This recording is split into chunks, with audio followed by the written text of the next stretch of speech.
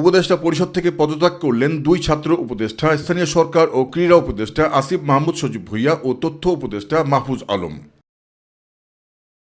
বুধবার বিকেলে প্রধান উপদেষ্টার কাছে তারা এই পদত্যাগপত্র জমা দেন। সন্ধ্যায় প্রধান উপদেষ্টার বাসভবনের সামনে আয়োজিত সংবাদ সম্মেলনে এমনটাই জানান প্রেস সচিব শফিকুল আলম। স্থানীয় সরকার, পল্লী উন্নয়ন, সমবায় মন্ত্রণালয় এবং যুব ক্রীড়া মন্ত্রণালয়ের উপদেষ্টা আসিফ মাহমুদ সজীব ভুঁইয়া আজ বিকেল 5টা নাগাদ প্রধান উপদেষ্টা প্রফেসর মোহাম্মদ ইউনূসের কাছে তাদের পদত্যাগপত্র জমা দিয়েছেন। উপদেষ্টারা রাষ্ট্রীয় অতিথি ভবন যমুনায় উপস্থিত হয়ে পদত্যাগপত্র জমা দিলে প্রধান উপদেষ্টা তা গ্রহণ করেন।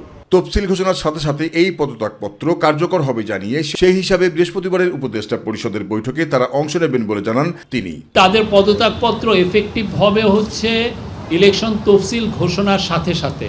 এখন ইলেকশন তফসিল ঘোষণা যদি কালকে সকালে হয়ে যায় তাহলে তো ওনারা পারবেন না, আর যদি এটা পরে হয় তাহলে ওনারা থাকতে পারবেন। ভিউ বাড়ানোর লক্ষ্যে অনেকেই নির্বাচন হবে না এমন কথা বলছেন, কিন্তু প্রধান উপদেষ্টা সহ বর্তমান সরকার বলে আসছে ফেব্রুয়ারির প্রথমার্ধেই হবে নির্বাচন।